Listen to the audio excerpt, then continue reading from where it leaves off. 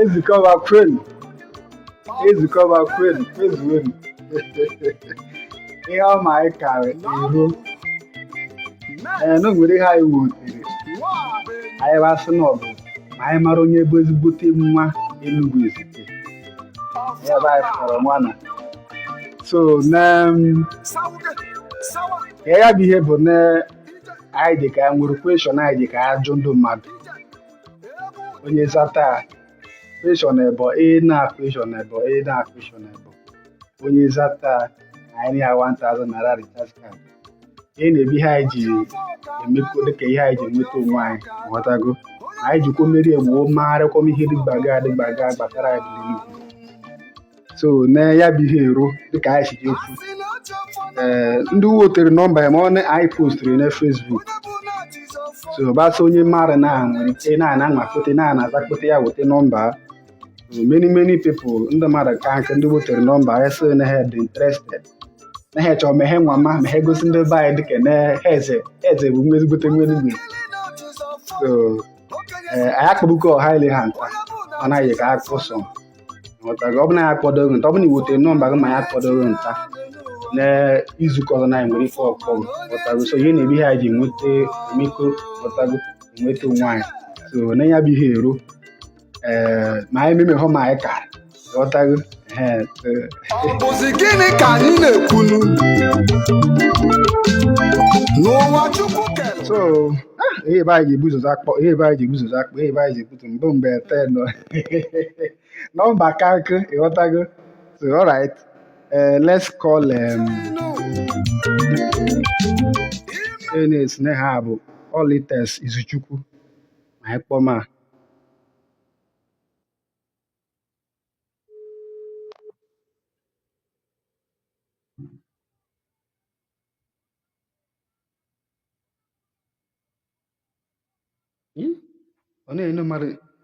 Hello, good evening. Good evening. Nwanne mmadụ magai. Ole na-eme? Okay, ọ bụ mes nwa ha benyi na-akpọ gị n'oge ajụjụ anyị ero.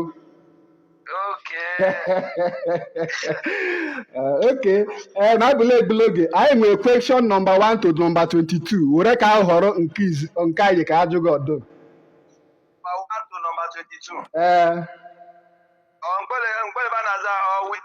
Ha na nna jụ gị abịa na-aza ị ga-aza within 1 minute.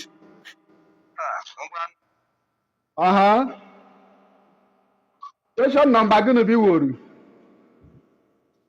Number 1 to number 22. Eworu m number 10. Okay, ndị be anyị na-eworu number 10. So, okay. Question number 10 sịrị ị na-ege echi? How much is ego gịnị bụ akpa ego eto na ọkara gụ mba bụ n'oyibo? Akpa eto na ọkara? 700, correct answer. Okay, another question now. Okay, so what are the second question? I had number 5. Number 5, okay. Number 5 sir. Fume ihe ise eji mfu eme n'ebe anyị mfu. Ihe na-esite n'ekwe afta. Ihe ise. Eji mfu mmanya adịkwute mmanya na mfu. A na-emeta ekwu na mfu. Eji mfu akpụta eza.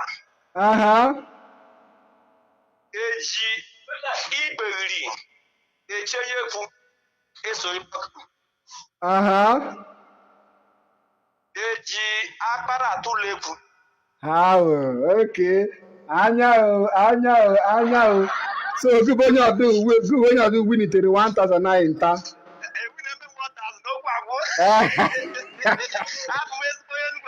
Mba, ezigbo Enugu-ezike naanị nwekwara lọk ma ọ nọ kweshọn ị chuzuru. Ngwa nsogbu adịghị nọmba na-abaghị ka esi ndị n'oge ofu na nsogbu adịghị ije nweta awa kaadị. Okay, thank you. Ngwa nijishike. Ndị be anyị fụma ka ọ na-adị. Ọ dịzi so gị na onwe gị mama na next coming week. Not dizzy. No, depend the question you choose to. So let's go in the next person. Next person. Next na ha bụ Chinasa. Anyị kpọma ma anyị mara Chinasa. Ọ na-epi ka anyị jee n'onye ọzọ.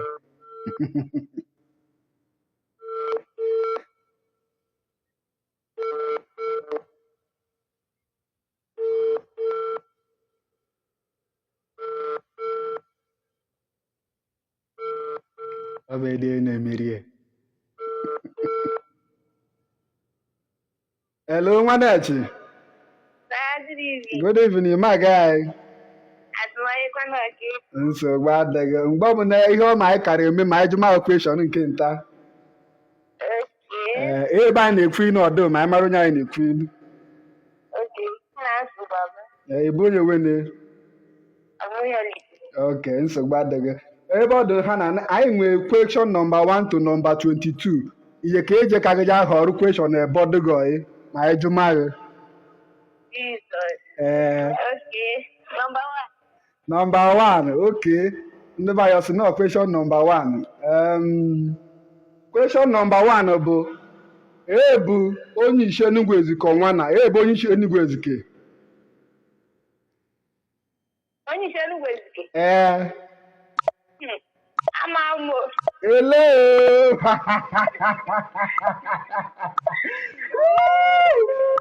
Chinata for now, man. You the second question. Okay. We are hearing the second question. Number 5. Okay, number 5 bụ gịnị bụ 13 naira n'olu Enugu-ezike. 13 naira. 13 naira. N'olu Enugu-ezike. Ya bụ Esadiri. Okay, ị try ma m ike gị na nsogbu adịghị na ọ dabadịghị nta ọ dabadịghị. N'oge bụ next time gị kwado dome. Nsogbu adịghị ngwa jisike Nwanechi. All right. Ụlọ ahụma ka o si aga. Isi na ọdịzi gị na enweghị gwama. Let's go. Ma anyị pick the next person. Well, before I continue, no nwere ndị ọ bụ ha na-akwado ihe na anyị na-eme sịrị anyị wee ego na-ewu oke eri ghọtago o chere ndị be anyị na-ekpa ma anyị yọmanụ ha. Are you looking for where to buy quality and unique tiles for your hotel project, home and many more? Search no more. Are you within Enugu or Anambra? Udoha Properties is your best plug. Importers and dealers in all kinds of quality tiles and building materials. Their office is at line 12 shop, Modern Market, 9th Mile, Ngo, Enugu. Or you sharply call them now on 08034-779-245. Again, 08034-779-245. Better market na better market. So ndị be anyị na ya light azụ ma anyị bido be anyị kwụsịrị. Na anyị chọrọ ọkpọ nwa na asị na ha bụ Amos Ugwu anyị kpọma. Ụwa niile.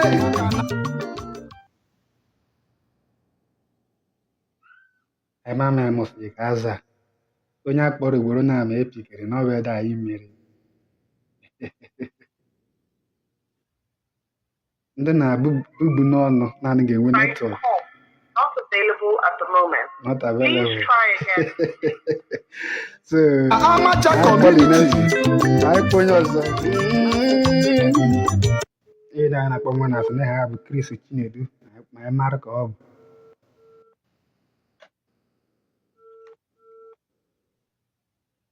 Hello, Nwanechi. Good evening, sir. Guy. Okay, na-akpọ ọ bụ Mes nwa ọha bụ enyi n'oro n'oge ajụjụ anyị o. Ị dị njikere he? Okay. Anyị nwere question number 1 to 22. Were ka anyị họrọ ebe anyị ji ka ajụgụ ego na a na-ekwu Max Nwahabenyi iweta nọmba gị na Facebook na ịdị interested na ajụjụ anyị na-ajụ ajụjụ anyị chọrọ ọjụ ndị be anyị.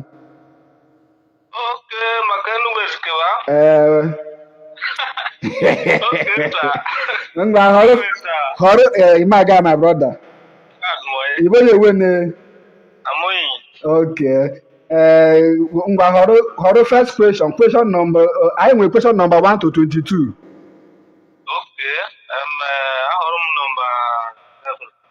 Number 7. Okay.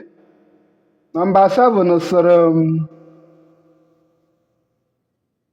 dịka akọ si ji akọ maka ka Enugu-ezike si ji abịa onye bụ nwa nke Ebo?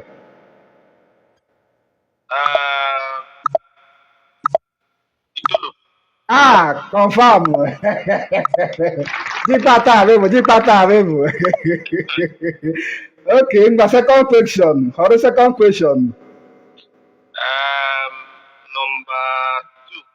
Number 2. Okay. Number 2 sir. Onye bụ onye isi Enugu-ezike nwana? You have 1 minute to answer. Imago. Chai. Ịmara ha na ụlọ ndị mmadụ juru eju so n'ihe anyị na-anụ bụ 2 chance.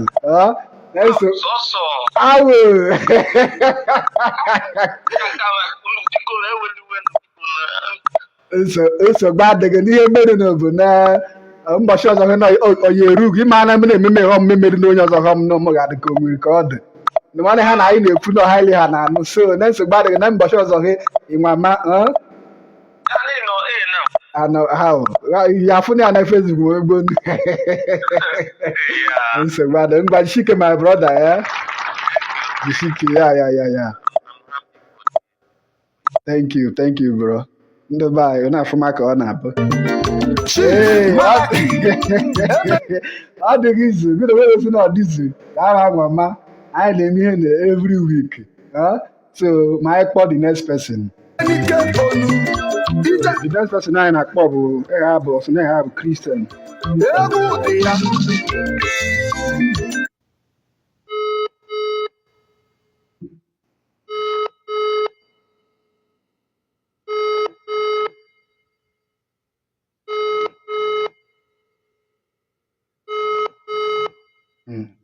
Onwe nna anyị ga-eji foonu ha ekwena foonu kwere n'ọkụ ugboro na-aba anyị na-akpọ ha anyị nyeghere onye ọnụ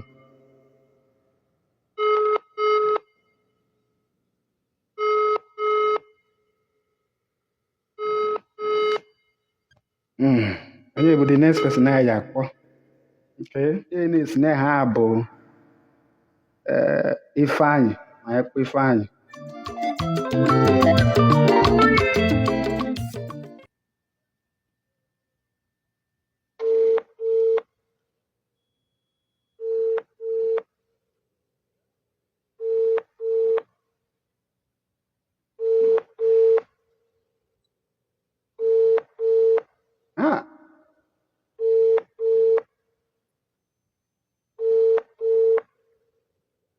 ọwụwa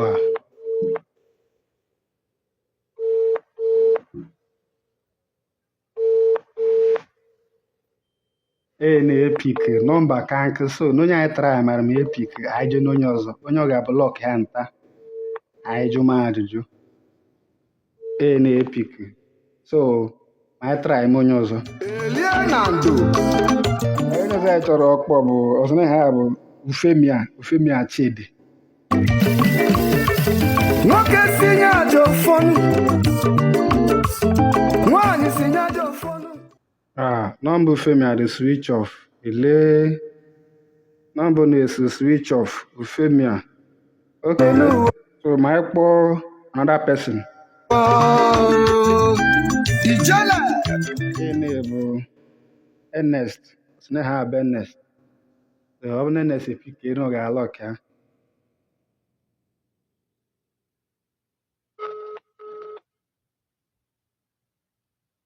Hello, nwanne Chene. Alpha. Good evening, sir. Yes, I Udodo, onye na-akpọ bụ Max Nwahabenyi. Onye? Max Nwahabenyi, i wetere nọmba gị na Facebook is need interested na question na ajụjụ anyị na-ajụ. Yes, sir. Okay, onye be anyị na-ekwu ine. I'll be before from Muda. From nsogbu adịghị. Okay, nwanne echi, anyị nwere question number 1 to number 22. So, ghọta question ebo anyị ji ka ajụ gị, ghọta nke ọdụ, then ajụmaghị ọzọ. Ma each of them nwere 1 minute to answer each of them. Ọ bụrụ na ịzata ha na ebo ka o kwesịrị ịmana iso na ndị ya enweta 1,000 na ya sị na. Okay. So question number 1 to number 22. Ghọta first question gị.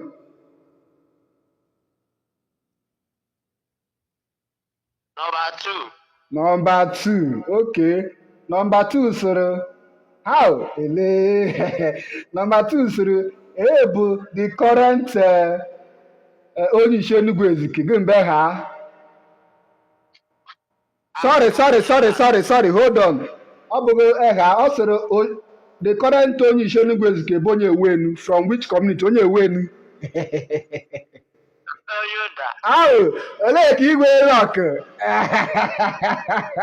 ọ ga-adị ka asị na ịmaghị ma ịmaghị nsogbu adịghị ịnweta this our question mgbahọta second question. Number 10. How? Irisha ọnụ nwere egwu iri ga-espo he. Okay, number 10 sịrị gịnị bụ akpịghị ọtọ n'ọkara n'olu oyibo? Akpịghị ọtọ n'ọkara. 100. How? 100 naira. Ala. Akpịghị ọtọ n'ọkara. Akpịghị ọtọ n'ọkara. Ya 700. How? Okay, money me pasha he.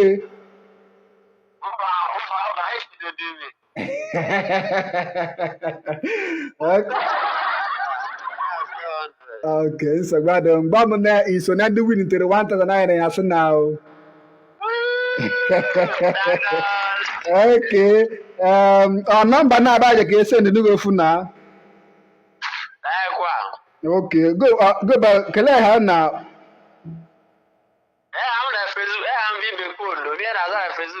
Evangelist Ifechukwu. So gbado ngwa na anya leka ihe nweta ozi anyị.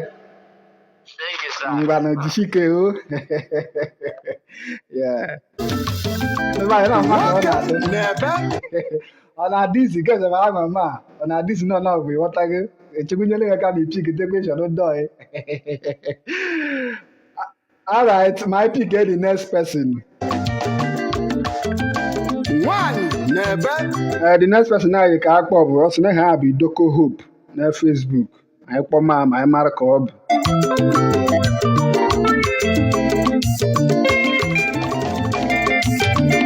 Every child deserves equal rights. First one coming this soon.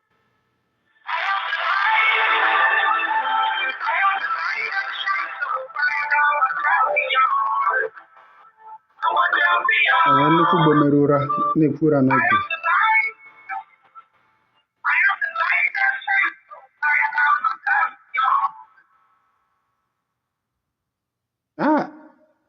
Ope pick dị not bad for tayo. My na the next person.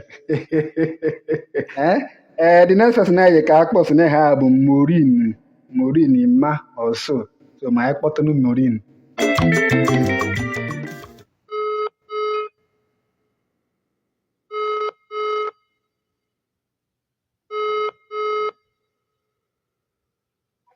Hello, Nwanechi, good evening. Imma guy. Imma guy. Good evening, Imma guy. Hello? Na-eche na ọ bụ ndị na so ma anyị kpọ the next person. Maureen ọ bụ edego fọt anyị o. Ọ bụ edego fọt anyị. ezi oyi mmebe nke gị maka na onye bụrụ chi ya ụzọ 0705744. Please try again later. Ọ ga-edu The customer you're calling cannot be reached at the moment. ele Please try again later. ọ bụ edogo fọt anyị ọ bụ edogo fọt anyị Dubai.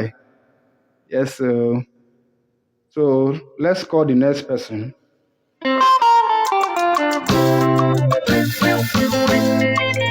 ese ngwasa Ị na-akpọ nwa nọsụ na ha bụ meche.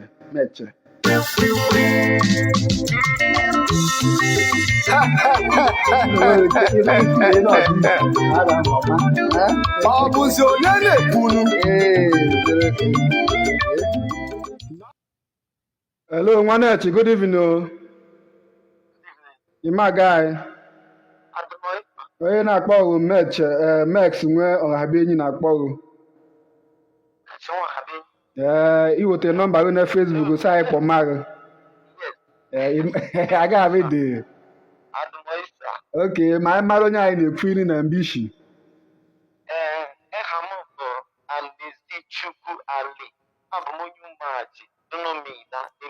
Nsogbu ka ịbụ nwa Enugu-ezike gada. Okay, anyị nwere question number 1 to number 22. Were ka ahụ họrọ nke chọrọ, and each of those questions ị nwere 1 minute to answer it. If you answer both of them correctly, then I manage to enweta 1,009 na yasị na. Question number 5. Question number 5. Okay. Number 5 sịrị, onye ka ị nwee luck. Kama ịzọ ihe ise eji nkwụ eme n'ebe anyị, a na-emefute na nkwụ n'ebe anyị. Eji nkwụ emete Ezigbo street. Nke mbụ. Eji nkwụ emete mmanụ. Nke abụọ. Eji nkwụ emete mmanya a na-aṅụ. Nke atọ. Eji nkwụ emete akpa nkwụ ịdaka nkwụ. Nke anọ. Eji nkwụ emete asụ ịdafu ọkụ. Confirm. Họrọ the second question. Question number 2. Question number 2. Number 2 so onye bụ the current onye isi Enugu-ezike si na-ewen bụ onye wen. Onye Umeda. Gịnị bụ ha? Onye isi Oburute. The current onye isi Enugu-ezike bụ onye wen. Onye Umeda. My brother, Idaria. Ya.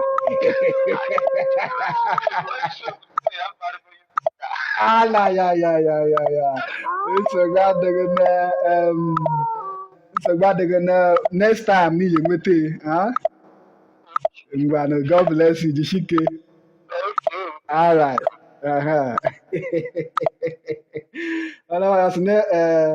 The current onye isi Enugu-ezike bụ onye Umeda. Ya na nwere onye Umeda, ma asị na onye isi Enugu-ezike bụ onye Umeda. Ya na ọchọ mee onye isi Enugu-ezike rute ndị Umeda, onye rute ya ehe na ọha eze riri shika anya nụ. So anyị kpọọ the next person. Ọ dị very easy. So gị na onwe gị ọzọ bụ na ifili na-emara ihe dịka na-eme ka ọ bụ drop our numbers so that next week anyị kpọma gị eze ghọta.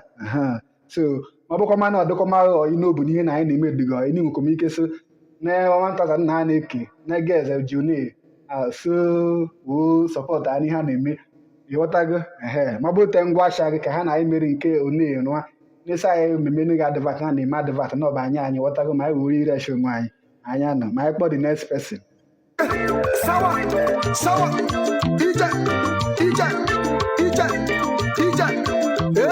The next person anyị na-akpọ ọzọ na ha bụ Elijah Chisom.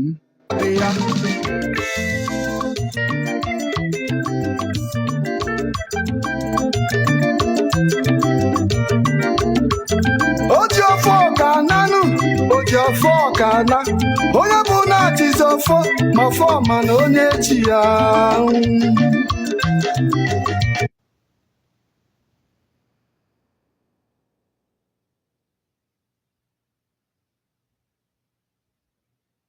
When the number anaghị aga, they have.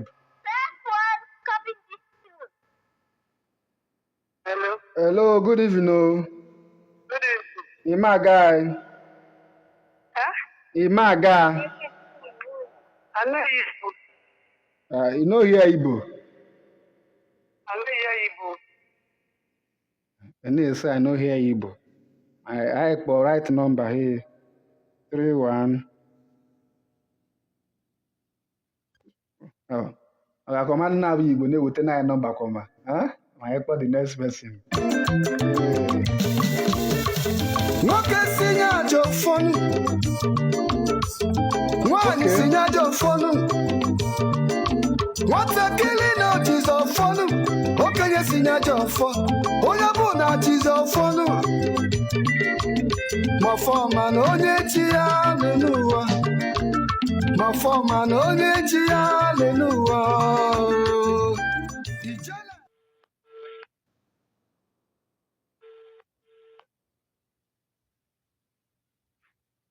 Hello, good evening. Good evening, sir. Nwanne Chimaga. Adị m onye ọka ime. Nsogbu adịghị my brother. Ị na-akpọ ọbụ mes nwa ha be enyi na iwetere nọmba onye Facebook n'isi m nwa magazin na gaza ezigbo nwa Enugu-ezike. Enwe ogedegede. Awụ oke ma mara onye anyị na-ekwu inu anụbishinu. Amụ nwa ma abụghị Emeka. Okay. Amụ onye Okoro ni. Okay, nsogbu adịghị. Mgbe m na nwere question number 1 to number 22. Were ka gị họrọ question anyị ka ajụgụ. First question anyị ajụgụ ghọta ma ejuma gị. Okay, jụọ m number 3. Number 3, okay. Number 3 sịrị wenu bụ ọkata nọ n'Enugu-ezike. Ọkata nọ ọ bụ like ebe ahụta isi m mbụ ọnụ like on side ọnụ. Ọkata bụ na side Igbele. Side Igbele. Ịdama nwanne m chi.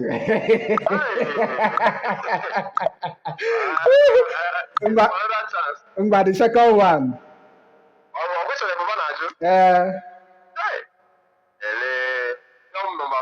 Number 5, okay. Number 5 sịrị gịnị bụ 13 naira n'ụlọ Enugu-ezike.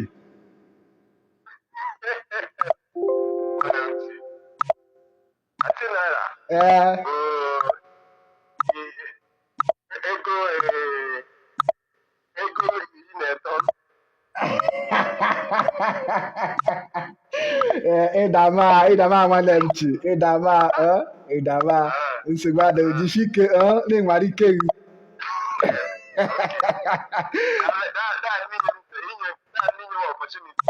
Ịma anọ bụ ọ na-anọrọ gị ma ha mere onye ọzọ na ọ bụ na anaghị karịa mmanụ nwere ka ọ dị ghọta gị na nsogbu adịghị next time ga-eyi try ma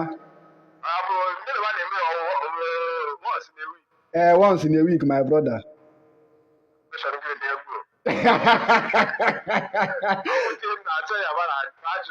How ka ha na-ajụrụ gị mgbe ọkata nọ n'Enugu-ezike ọ tụrụ n'ọnụ nwanne m chi.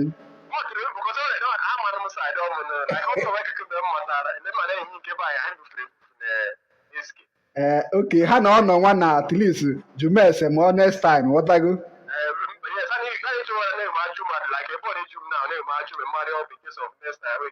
Nsogbu adịghị jisike my brother. All right, yeah. All right. N'anya ka mmadụ na-agwọ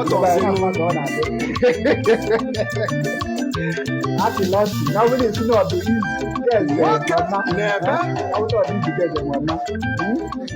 Atịlọtị n'ife ile na ọdịzi geze ba mama. Ndị be anyị mbe be anyị ga-akwụsị nta. Almost ndị ha anyị nwere almost 17 nọmba anyị nwere na-akpọzi mere ndị pikiri ndị na-epikiri ndị zata na-azata daga.